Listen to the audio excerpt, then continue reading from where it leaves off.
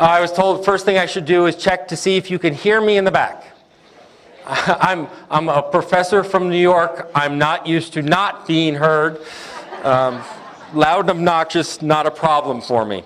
I also am absolutely thrilled to be here, and I really want to thank the conference organizers for putting me between you and the rush hour, and after one of the 100 most powerful women in Canada.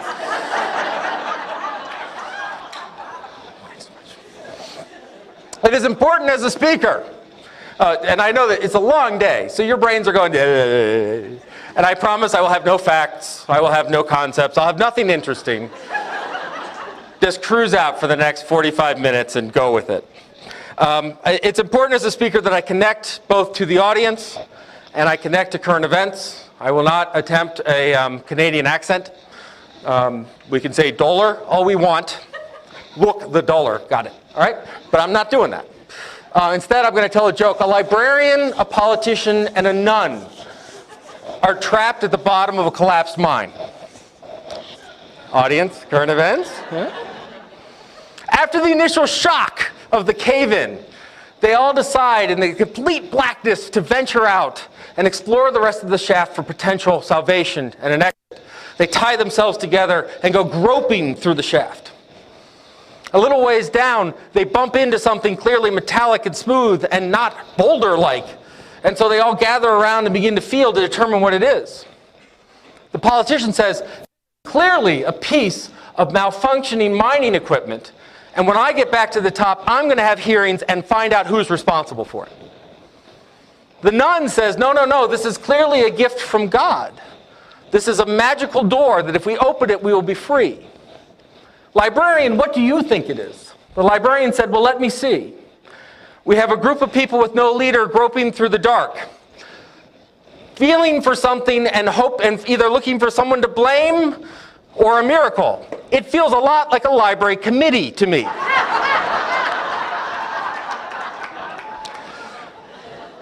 So I think, no facts, no stats.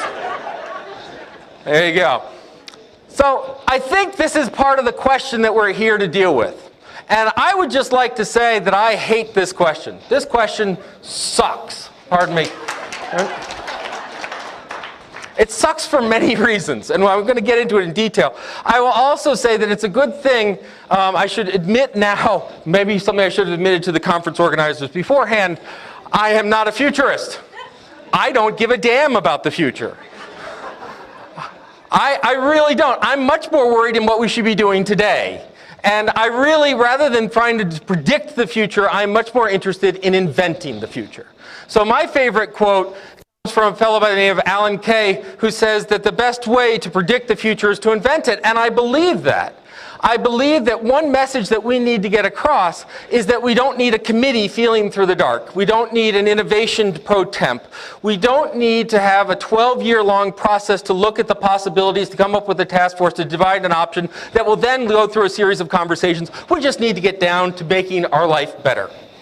All right, so that's what a little bit of what we're going to talk about. So let me get back to why I hate this question. So this is actually a question that I was asked to answer at one point. The MacArthur Foundation came and said, Dave, go answer this. And I said, okay, give me money, okay.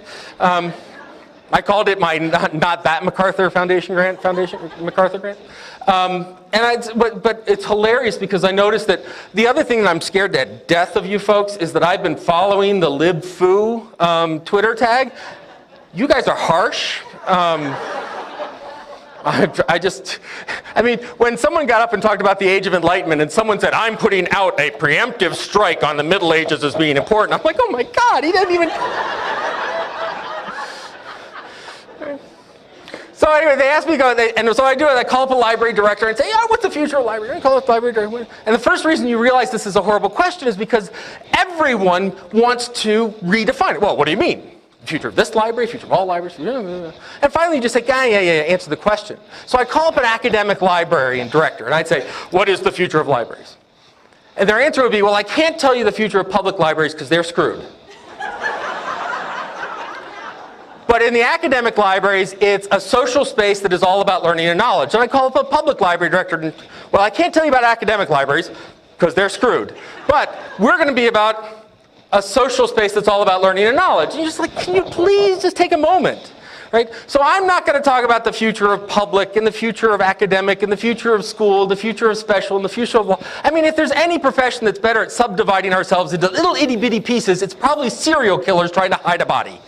I mean, in academia, we are used to this model, right? The model is take pond, divide until biggest fish in it you are, right?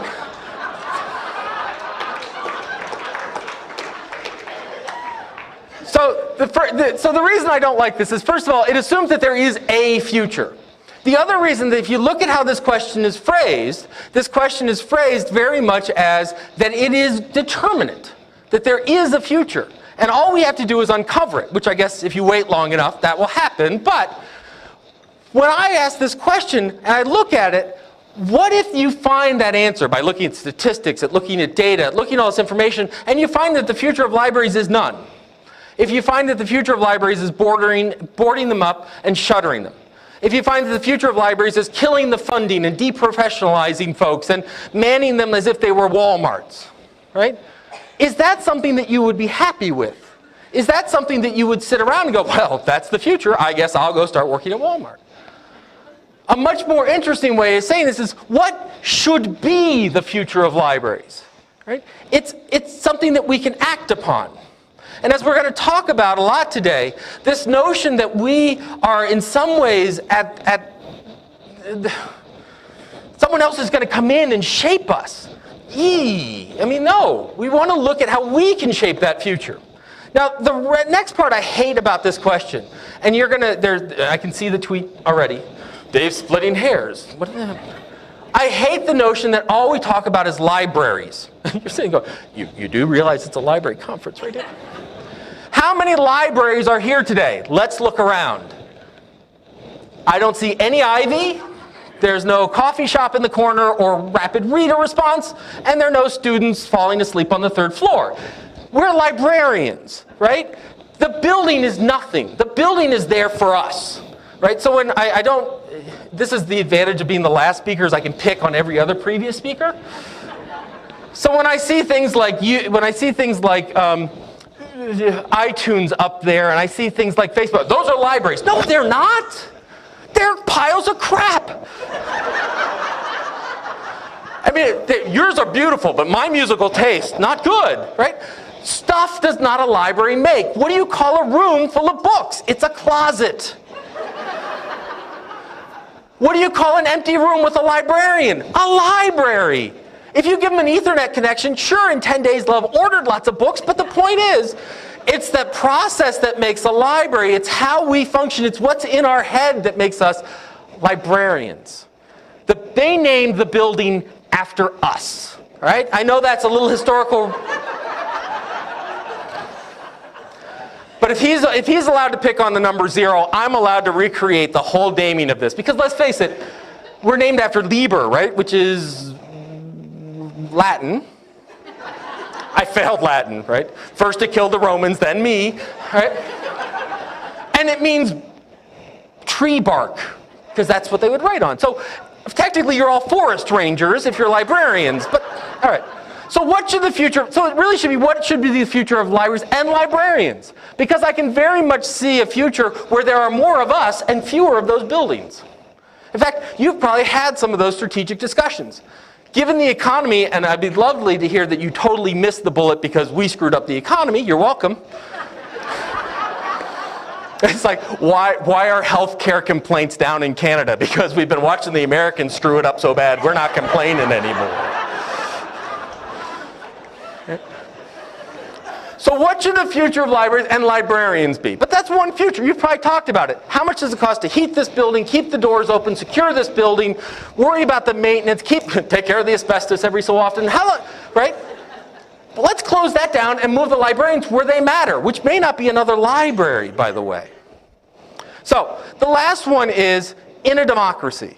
And this one floors me, that we often forget the nobility of our profession. That as librarians, we tend to look at ourselves too harshly. We tend to undersell ourselves to such an extreme that it infuriates me. that we look at librarianship, somehow we say, oh, we're not clerks. Well, what do you do? Well, I do a lot of clerk stuff. Right? And somehow we've given up the notion that democracy is our ultimate goal. In fact, when we're doing this, we looked at the data and you look at the literature, and what I ask for your conversations tomorrow is do not let technology overwhelm your commitment to democracy. What I mean by that, I mean our previous speaker, right, that security and innovation don't always go together. Sometimes technology gets in our way, right? I'm a technologist, I'm a gadget freak, I've got the iPhone, I've got the iPad, it's so cool, right? But there's a time to put it down. And we can't forget why we're doing them. That technology, Facebook, YouTube, Twitter, fabulous tools, but tools, just like an index, an encyclopedia. I am not a Luddite. What I'm trying to say is we are tool users and builders. And technology goes all the way back to the wheel, right? And mark. And controlled vocabularies, and once again from the Twitter feed, alphabetizing words is a technology, right? Why are we doing this? I think that there is no more noble aspiration than democracy, than the notion of giving a community and a civilization a voice in its own future. Whatever we do, we can't cloud it from that. When we talk about our values and our ethics and our morals and all these things, we need to see what is that rudder that's keeping us going straight. But that's another talk. Now, I would love to say I came up with this wonderful title, but actually I stole it from Mel. This is a Melville Dewey quote. The librarian must be a librarian militant before he can be a librarian triumphant. I try and model myself on Melville Dewey. I've lost my hair for him. Ruined my eyes. And, you know, he's an upstate professor who's into libraries. I sort of skipped the anti-Semitic misogynist part, but other than that, Dewey 2.0, right here. And I don't necessarily know the context, but I love the phrase. And the phrase is, you know, stop the insanity. Stop underselling your role in this future. If there's one message that I can give you, stop underselling your ability to shape the future that you want. And I will tell you that to shape that future, you must be more than nice. You must be more than beloved. You must be a militant. You must actively acquire power. Now, it's interesting when I say this. Now, I teach in an information school, so we have folks who come in the telecommunications industry, information management, financial services, we call them the devil. They come in, and we have librarians. And it's funny because when I get up and I give a speech about information is power, like half the room goes, yeah, another half the room goes, well, I don't. Canvas bags. Anyway, 3 people got that joke. All right.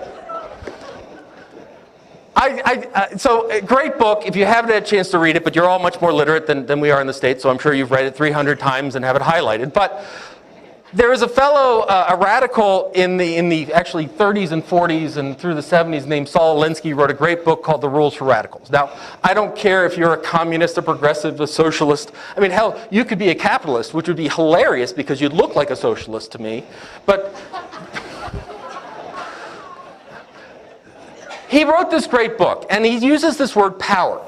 And the idea is that he would have people come and talk about organizing and becoming a community organizer. And they'd ask, why do you want to be a community organizer? Well, I'd want to get food for the poor, and I'm going to house. He goes, no, you want power. You want power. And they go, yeah, you want power. To Saul Alinsky, the sin was not in having power or accumulating power. It was of depriving other people of power. If you look, and as a librarian, you say that part of your role is to empower someone, to give power to, where is the reserve that you're pulling from? Where's that goodwill that you can bring to it? So we should not shy away from this notion of power. So Alinsky's words. Why not use other words? Why not talk about empowerment? Why not talk about these other ideas? Words that mean the same but are peaceful and do not result in such negative emotional reactions. As we use purifying synonyms, we dissolve the bitterness, the anguish, the hate and love, the agony and triumph attached to these words, leaving an aseptic imitation of life. Power can be abused. Power can be misused. power is also the thing that allows us to do what we want. Authority is a form of power.